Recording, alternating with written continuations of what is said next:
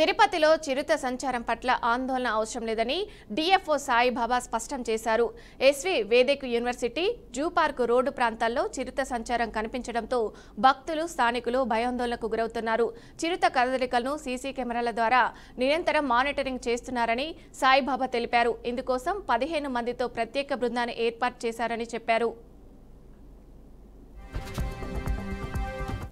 అలిపిరి నడక మార్గంలో మరింత లైటింగ్ ఏర్పాటు చేసి ఇన్ఫ్రారెడ్ కెమెరాలు అమర్చినట్లు వెల్లడించారు. యూనివర్సిటీ ప్రాంగణం, జూ పార్క్ రోడ్డు ప్రాంతాలకు చిరుతలు ఆహారం, నీటి కోసం మాత్రమే వస్తున్నాయని తెలిపారు. చెత్త డంపింగ్ కారణంగా జింకలు, కుక్కలు, ఎలుకలు ఆ ప్రాంతాలకు రావడంతో చిరుతలు కూడా వాటి వేటకు వస్తున్నాయని చెప్పారు. పట్టణ పరిసరాల్లో చెత్తను నిర్లక్ష్యంగా పడివేయడమే చిరుతల సంచారానికి ప్రధాన కారణమని డిఎఫ్ఓ సాయిబాబా స్పష్టం చేశారు. ఇదంతా కూడా లెపర్డ్ మూవ్మెంట్ ఏరియానే. బట్ ఏంటంటే అప్పటి నుంచి కూడా ఎప్పుడైతే మనకి లెపర్డ్ ఇన్సిడెంట్స్ జరిగినాయో, ఎప్పుడైతే కొంచెం పెరిగినాయో, మనం కూడా ఒక 15 మెంబర్స్ టీం అనేది ఏర్పాటు చేసుకోవడం జరిగింది.